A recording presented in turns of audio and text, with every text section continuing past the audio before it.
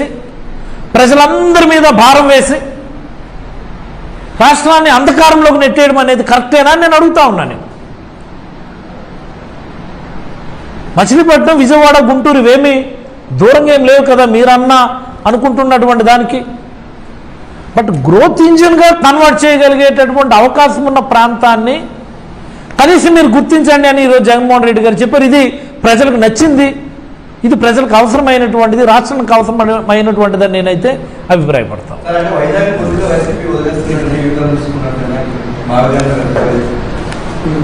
వైజాగ్ను వదిలేస్తున్నాము, వదిలేయడం లేదు అన్నటువంటిది ప్రశ్నను పక్కన పెడితే ఈరోజు ఉత్తరాంధ్రలో ఉన్నటువంటి నాయకులు నేను ప్రశ్నించదలుచుకున్నాను. నేను ఒక్కొక్కసారి చాలా ఆవేదన కలుగుతుంది.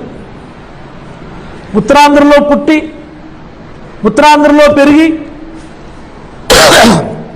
ఉత్తరాంధ్రలో గల అభివృద్ధి లేనితనాన్ని ప్రత్యక్షంగా చూసి ఉత్తరాంధ్రలో గల వలసలను ప్రత్యక్షంగా అనుభవించి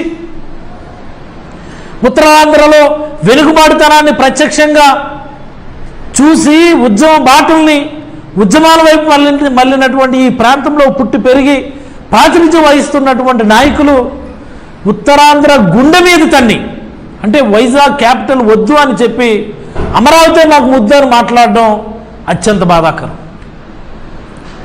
ఏ రోజైనా ఈ ఉత్తరాంధ్రలో పుట్టి పెరిగినటువంటి ఈ కూటమి నాయకులు ఇదిగో మా వైజాగ్ ఇది కావాలి, మా ఉత్తరాంధ్రకి ఇది కావాలి, మా గోడు పట్టించుకోండి, మా గురించి ఆలోచించండి అని ఏ ఒక్కసారైనా గత 10-15 ఏళ్లలో అడిగారని నేను అడుగుతా ఉన్నా.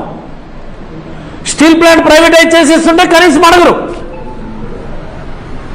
క్యాప్టివ్ మైన్స్ ఇవ్వండి అని అడిగేటటువంటి దమ్ము లేదు. కానీ ఆడు ప్రైవేట్ స్టీల్ ప్లాంట్ వస్తే దానికి క్యాప్టివ్ మైన్స్ ఇవ్వండి అని అడిగేటటువంటి పరిస్థితి ఇక్కడ ఉన్నటువంటి ఎంపీలది, ఈ కూటమి ఎంపీలది.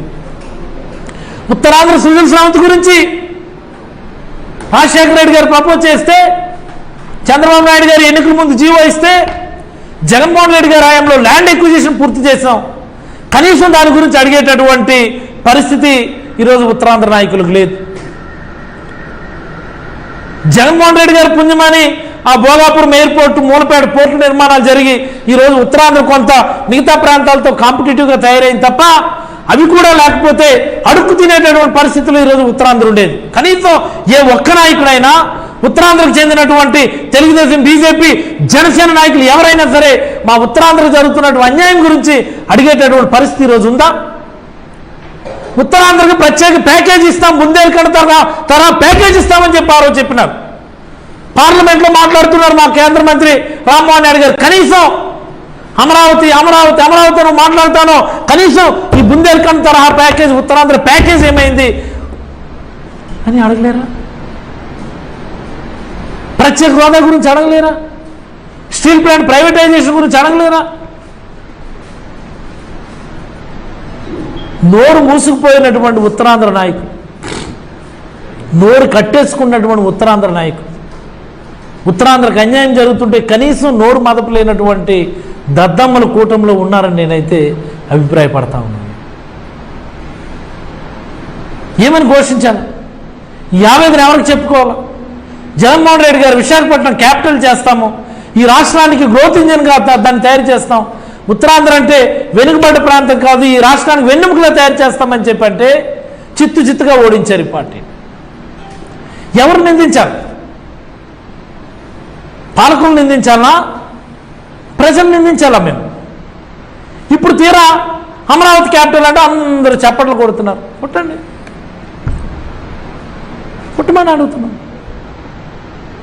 50 ఎవరికి చెప్పుకోవాలి? ఉత్తరాంధ్ర వాసిగా, ఉత్తరాంధ్ర ప్రతినిధిగా, ఉత్తరాంధ్రలో పుట్టి పెరిగిన వ్యక్తిగా ఎవరికి మేము చెప్పుకోవాలి?